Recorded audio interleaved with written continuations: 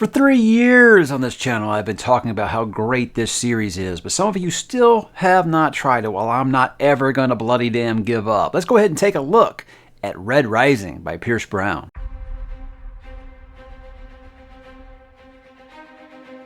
You do not follow me because I am the strongest. You do not follow me because I am the brightest. You follow me because you do not know where you are going, and I do. I would have lived in peace, but my enemies brought me war.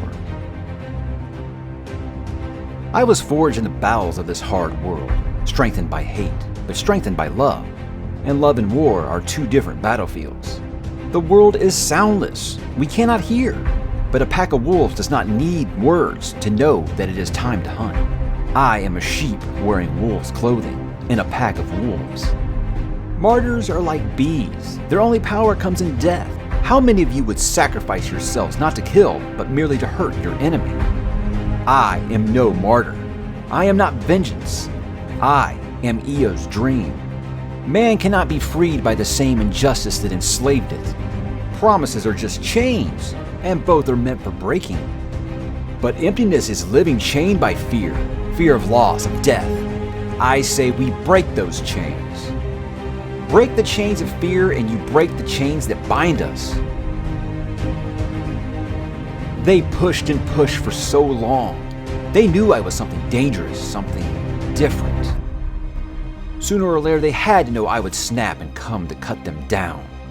But gods don't come down in life to mete out justice. The powerful do it. Death is easy when you've already tried to find it. I am the Reaper, and death is my shadow.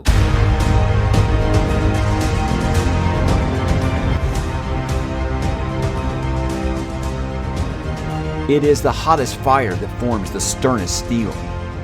Steel is power. Money is power. But of all things in all the worlds, words are power. And the measure of a man is what he does when he has power. Society has 3 stages: savagery, ascendance, and decadence. The great rise because of savagery. They rule in the sentence, but they fall because of their own decadence. Things are set in stone, and things are well ordered. Red's at the bottom, everyone else standing on our backs. Now you're looking at me and realizing that we don't bloody damn like it down here, because red is rising.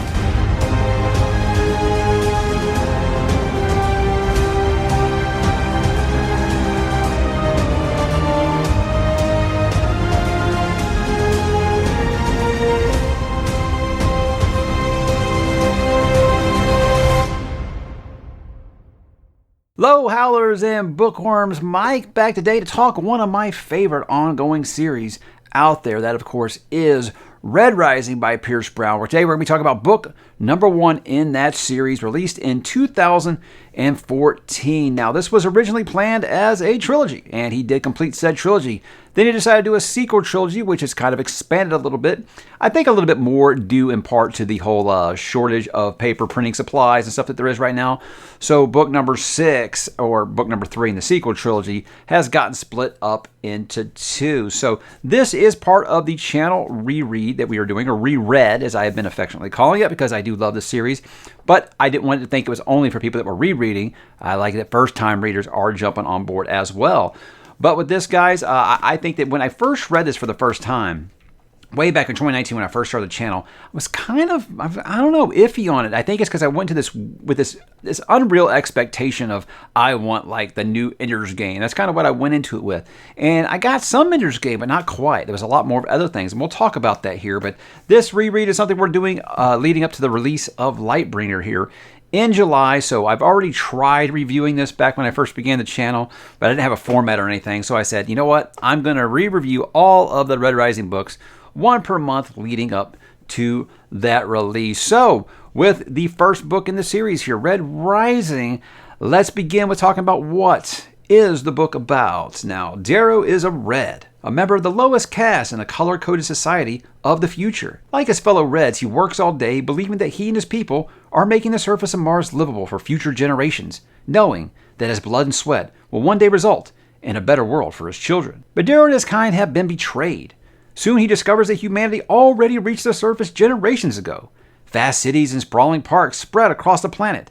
Darrow, and Reds like him, are nothing more than slaves to a decadent ruling class. Inspired by a longing for justice and driven by the memory of lost love, Darrow sacrifices everything to infiltrate the legendary Institute, a proving ground for the dominant Gold Caste, where the next generation of humanity's overlords struggle for power. He will be forced to compete for his life in the very future of civilization against the best and most brutal of society's ruling class.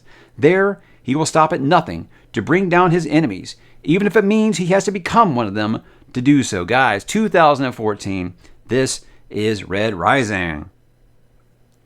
I'm so bloody damn excited to talk to you guys about this series. I feel like I've been wanting to re-review this series forever because those early videos, not good. But this one, I'm going to try to make it much, much better. That begins, guys, with talking about what makes this book good or bad. I have to say, reading this time, I think the dialogue and the inner reflection, regardless of how you feel about the storyline, Pierce Brown delivers on dialogue in this book. The dialogue, I mean, there's so many great, I mean, every other page you're highlighting 2 or 3 lines per page, be it in dialogue or be it Darrow's inner thoughts, you know, because you are in his head for most of this book. And it's so well done that there's a couple of times it's like, I don't even looking at this as like a first person perspective anymore because I feel like I'm in the room with all these people. So he's very, very good at it, even if I'm, you know, usually against the first person narrative. And there are some problems with that. But with this dialogue, never a problem. I love it so much. The dialogue between 2 characters in this, like when there's some of the parts where this book shines is when there is just one-on-one conversations. No one else is in the room. It's just one-on-one, and this basically there's this banter back and forth between characters is just beautiful, and you feel like this is okay. They speak a little differently than we might speak, but you know, this is, you know, supposedly 800 years in the future. That's a date that's been confirmed by Pierce Brown, by the way. That's not, I'm not making that up. That when we did the book signing, he said it was about 800 years in our future. So that's what I roll with, because I have some people question me on that timeline. But anyway, if it's changed since then, I don't know. I'm just going off of what he actually told me. But I feel like no matter the problems with some people have with this first book, I don't think that the dialogue is a problem. And I don't think the characters are really a problem in this first book. I feel like the characters and their alliances that kind of come and go, just kind of change like the wind. They can kind of be a little flip-floppy to people. With me, I think it was like, okay, look at this. This is a super competitive game. There can only be one winner. Yeah, you're going to see people making temporary alliances, and I got to get the upper hand by stabbing them in the back before they stab me in the back. That makes perfect sense in this kind of game that they're playing. So I know that has been a constant complaint about they didn't like how much people switch sides, but it's very much going to happen, I think. But I love how the relationships between these characters, they grow from a brotherhood to a blood feud just as quick, and vice versa. You know, worst enemies can become super close of friends. Like I think about Darrow and a particular character in this that start off as great friends, and they end the book absolute mortal enemies, whereas there are some that he really does bang heads with, but by the end of it, they are close as brothers. So I think it's something that just shows that the you know, people can change, maybe, question mark. That remains to be seen. This is book 1 of this original trilogy here, so I'm going to be talking about book 1 of 3. Not book 1 of 7 right now. I love all these characters. And look, I'm going to go into the characters a little more in depth in the future books, but since this is a book 1, I don't want to kind of give away too much. Just know I love Severo, I love Cassius, I love Rogue, Mustang, Quinn, hell, even Tactus has some really, really great moments in this first book. But yeah, I think the characters are just great. And that's something I said on a reread was going to be more, because I think it's really fun going back and seeing some of these characters, knowing where they eventually end up in this series. So it's really, really fun going back and seeing it really at the beginning. So yeah, like I said, I'll go deeper into each one of these characters and what I think really makes them great, starting with Golden Sun next month. Another thing I like is the universe and the technology. Now, when you first start the book, you're going to feel completely, what's going on here? Because he's using terminology and stuff that you have no idea what he's talking about. And I think what he's going for here is he wants to mention these things. These are like everyday items that people use in this time period.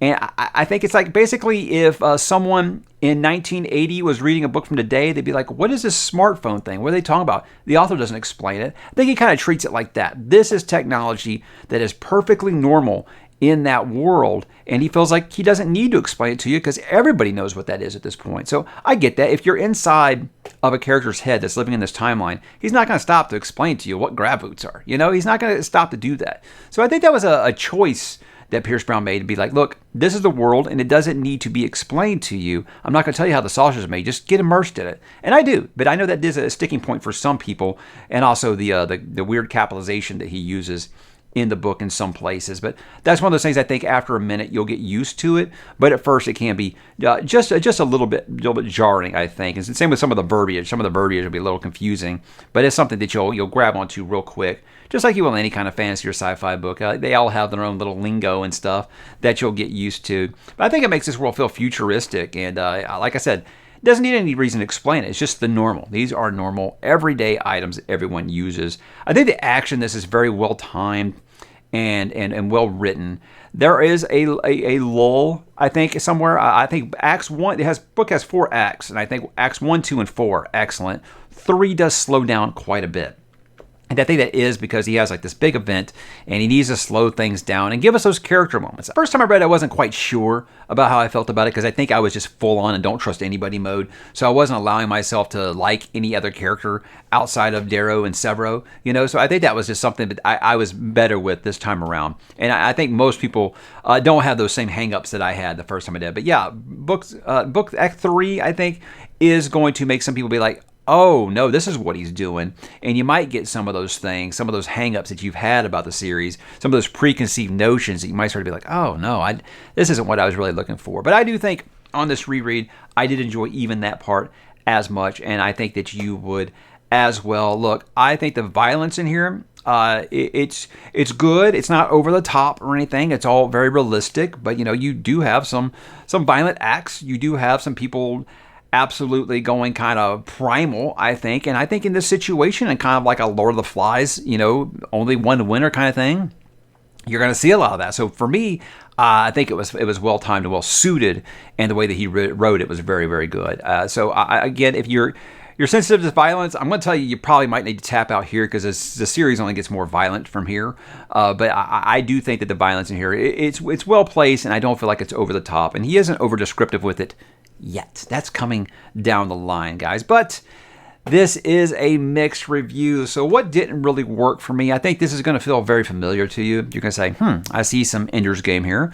I see some Lord of the Flies here. I get a lot of Hunger Games here. And I think that's kind of the big thing, the big misnomer is this is Hunger Games on Mars. Even I made that comparison the first time that I read it. I very much think it is much more Lord of the Flies meets Ender's Game, and how there is a competition and it is unleashing a bunch of, late teenage kids into this world to fend for themselves and to try to conquer the other ones. It's going to feel like that because there is a game in here, and there is very much high stakes, and you do deal with some people that think they are the smartest person in the room, and some people that just, they just win, just like Ender does, So I think you'll get a lot of that.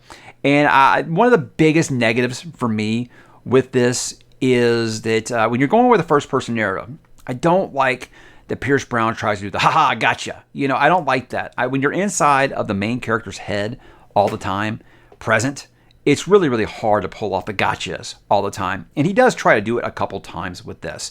Now, look, on this reread, I did realize a couple of those, they were there. If you were looking for them, you saw them beforehand. So I wouldn't say as much as they were ahas, except this, okay, well, I guess that the main character just isn't talking in his head about, oh my God, I hope this plan that I've concocted works. I guess if you want to kind of go with that, that was more of a problem with me. The first read didn't bother me as much this time because, like I said, there was a big one with the grab boots that I think a lot of people are like, why are you doing this? But it was actually telegraphed this time. I did see it. The fur on the boots, guys. The fur on the boots. Remember the fur on the boots. But again, first-person narrative is always something I struggle with.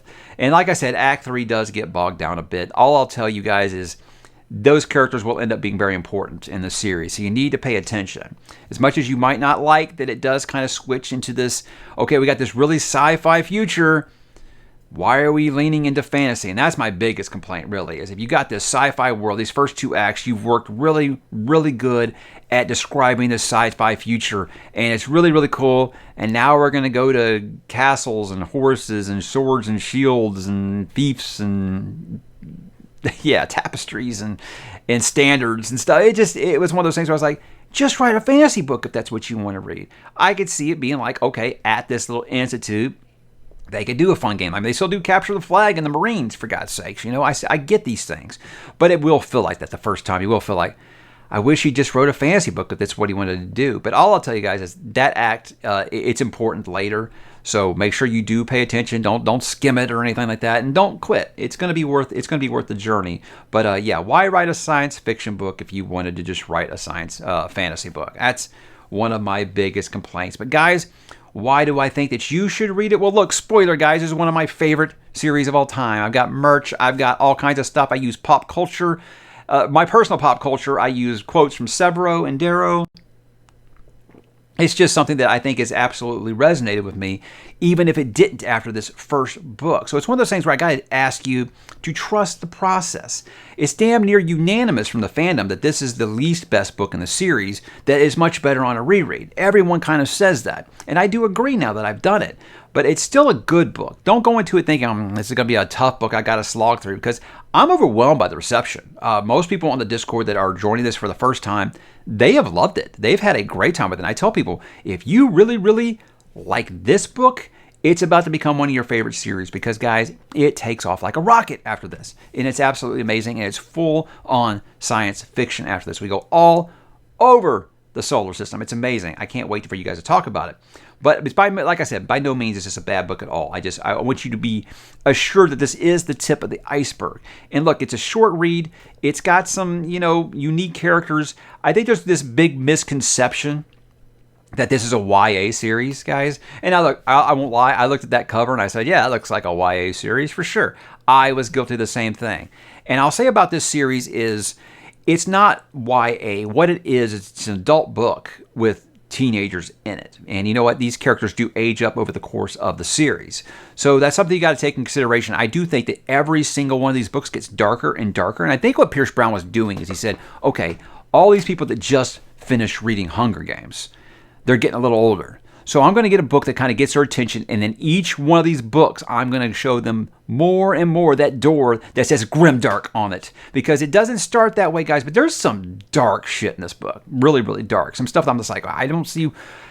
It really just depends on what you classify as YA. Look, I'll tell you, there's no love triangles, there's no wish fulfillment, there's no insta-love. Okay? I don't feel like there's any of those things in here. That's the stuff that always drags me down on YA. This is a very, very violent book. This does have a lot of brutal things that a lot of authors wouldn't touch, especially these days. So I want you to go into it expecting, okay, if this is a YA series, why are they stabbing people in the eyeballs?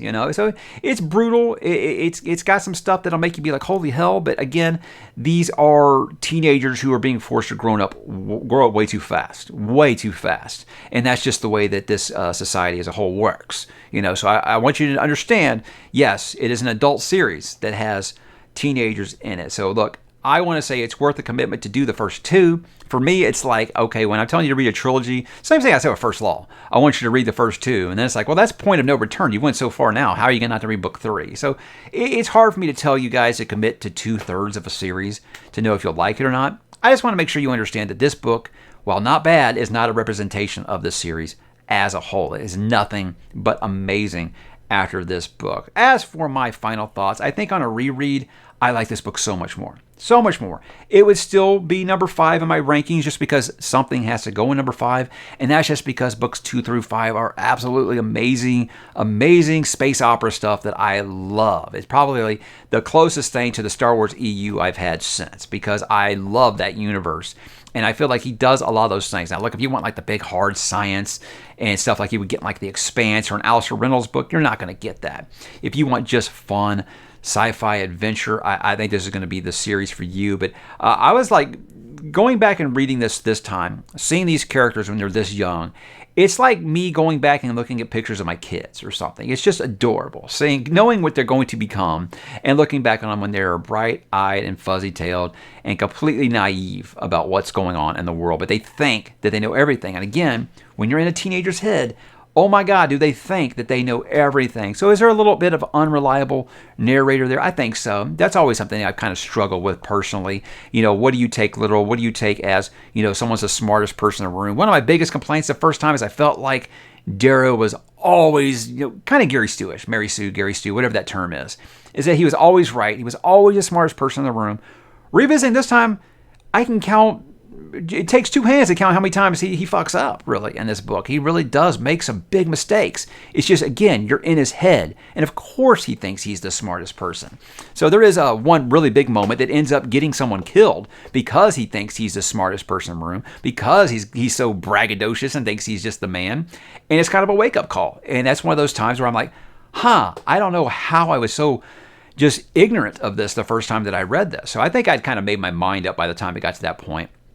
But again, on a reread, this book is absolutely amazing. But again, I'm overjoyed that people are enjoying it so much. This first read, I'm so happy. There's people already that already said they can't stick to the schedule. They've got to pick up book 2 now. And I'm like, look, I mean, I get it. And look, in the end, this reread, all I wanted to do was get more people to try the series. And I've done that. So if you don't want to stick to the 1 per month schedule, I get that. Me, I'm sticking to that schedule because I'm going to be doing these videos.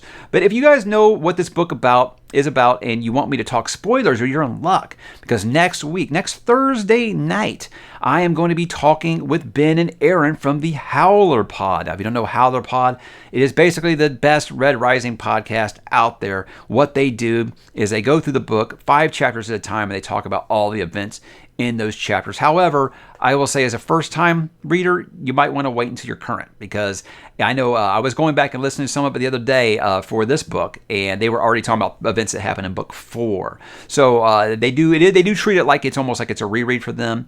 So they will be throwing those things out there. As for our spoiler discussion, you're safe. We are only going to talk about this first book, and I'm excited to do it because those guys kick so much ass, and I can't wait to talk to them. So guys, that was Red Rising. Probably the most excited I've been to ever reread a book outside of Stephen King. I've been so excited to revisit this book in particular, just because I knew that I would feel differently about this time, and I was right. So I really did have a great time with it, and I am so excited about Golden Sun, which on my first read was my favorite book in the series. So I'm super excited to get there. So guys, have you joined yet? Are you thinking about joining? This book is really short. You can catch up and get in there before, even if you're not ready by February 1st, you can catch up and read book 2 in February before we get to book 3. So I think there's plenty of time if you guys still want to jump on board, or if you just want to read this one and see how it goes, or if you're seeing this review much later than the reread's already over,